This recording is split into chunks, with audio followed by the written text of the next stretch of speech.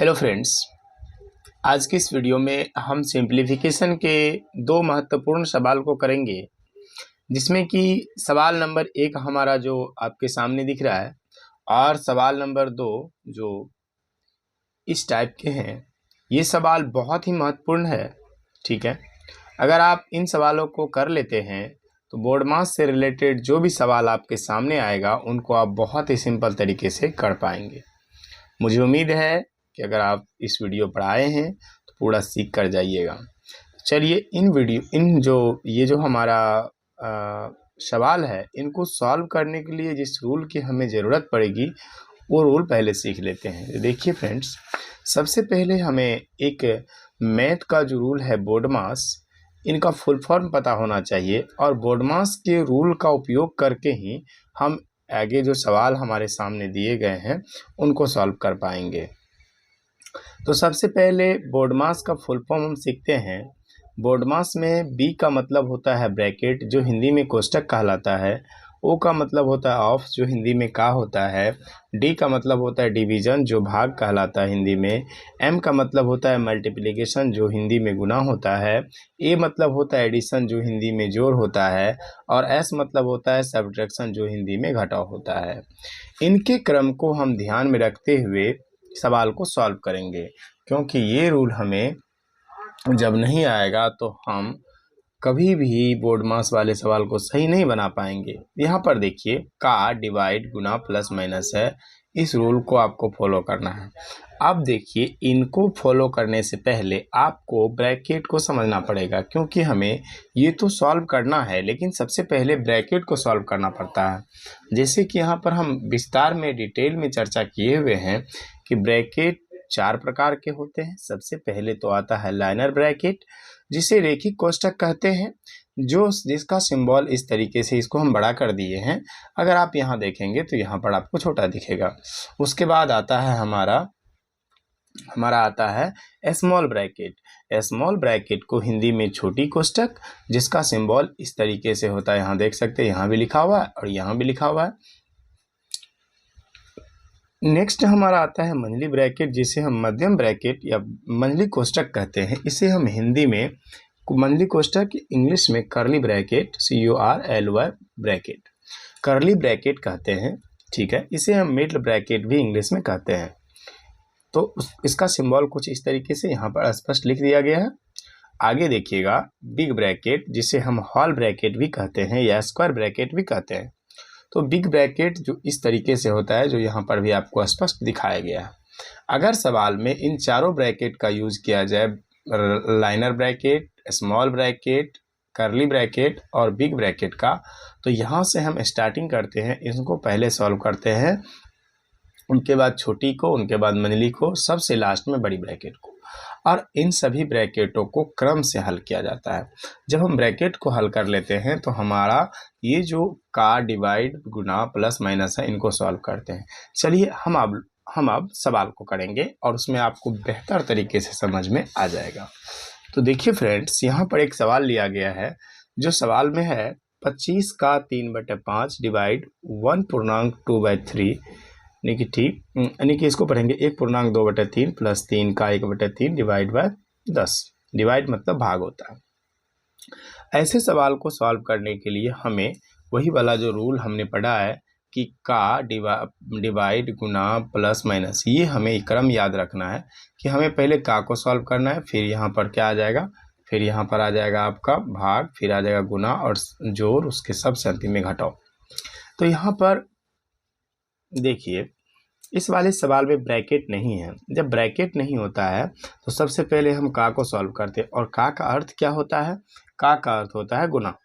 जैसे कि यहाँ पर हम इसको देखें तो ये 25 के बटे में कुछ नहीं है तो 1 है, और यहाँ भी 3 के बटे में कुछ नहीं है 1 है, 10 के बटे में कुछ नहीं है तो 1 है। अगर हम इसको सॉल्व करें तो हम ऐसा लिख सकते हैं कि 5 के पहाड़े में 25 मिलेगा 5 बार में, और 5 के पहाड़े में 5 मिलेगा 1 बार में। उसी तरीके से यहाँ 3 के पहाड़े में 1 बार में 3 मिलेगा, और 3 के पहाड़े में फिर से 1 बार में 3 मिलेगा। अब इनको हम यहाँ बराबर का निशान देंगे और सॉल्व करेंगे।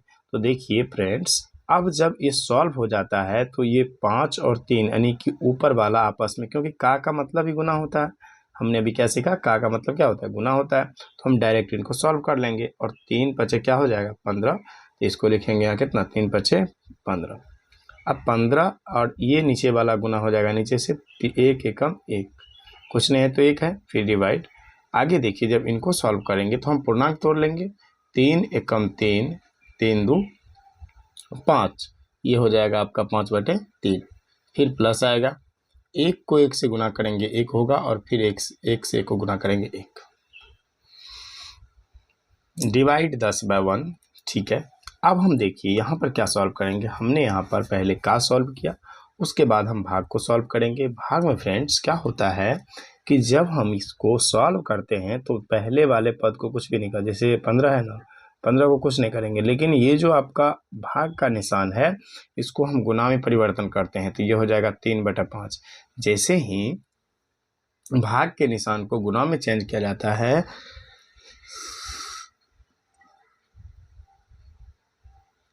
तो इनको भी चेंज कर 3/5 कर दिया जाता है, नहीं पलट दिया जाता है, प्लस में 1 गुना में चेंज होगा तो ये हो जाएगा 1/10, ठीक है। अब देखिए क्या होगा, 5 से कटेगा, 5 दिया 15 और गुना ये हो जाएगा 3 प्लस 1 गुना 10/1/10, ठीक है। अब ये हो जाएगा 3 तिया 9 प्लस 1/10। इनको जब सॉल्व करेंगे क्या बनेगा, ये 10 9 90, 1 91/10, ठीक है। यही इस क्वेश्चन का आंसर है, या इसको लिख सकते हैं 9.1/10, 10 9 90 1 91। ये भी सही है और ये भी सही है, हम दोनों तरीके से इनको लिख सकते हैं। अगला सवाल हमारा देखिए, इसमें है का, डिवाइड, प्लस माइनस, सभी सिंबल का इसमें प्रयोग किया गया है। तो इनको हम सॉल्व करेंगे, तो इनको सॉल्व करने के लिए हमें ज़रूरत पड़ेगी किसका, बोडमास के रूल का, जो हमने आपको बता दिया है। तो हमने आपको क्या बताया था कि पहले हम का को सॉल्व करते हैं, तो उससे पहले यहाँ पूर्णांक में ये है, इनको तोड़ लेंगे। तो हम लिखेंगे यहाँ पर 3/5 का रहने दीजिए, 7 एकम 7 3 10 बटे हो जाएगा कितना 7, ये हो जाएगा डिवाइड 2/5, 2/5 का 2/5 माइनस 1/2, प्लस में हो जाएगा 2/3 और गुना हो जाएगा 6/7। जब ये इसको लिख लेंगे तो हम क्या काम कर, अब हम गुना का से पहले इसको देखिए 5 एकम 5 और 5 दूना हो जाएगा कितना 10, ठीक है। तो अब इसको हम गुना कर लेंगे, 3 दूना 6, 6 बटे हो जाएगा 7, डिवाइड में 2/5 माइनस में 1/2 प्लस में 2/3, और यहाँ भी इनको सॉल्व कर सकते थे हम, 3 एकम 3, 3 दूना 6, इनको हम डायरेक्ट ले लेते हैं, 2 दूना 4/7, ठीक है। अब ये भाग के रूप में आ गया, इनको सॉल्व करेंगे 6/7 गुना 5/2 माइनस 1/2 प्लस में 4/7, ठीक है। देखिए 2 से कटेगा, 2 तिया 6, अब फिर ये गुना होगा, यहाँ बराबर का निशान देना नहीं भूलना है आपको, बराबर का निशान देना है, 5 तिया 15, 7 माइनस 1/2 प्लस 4/7। अब ये 7 7 और 2 का एलसीएम कितना आएगा, हमें भिन्न का घटाव और जोड़ करना है, दोनों को साथ में कर सकते हैं, 7 दूना 14।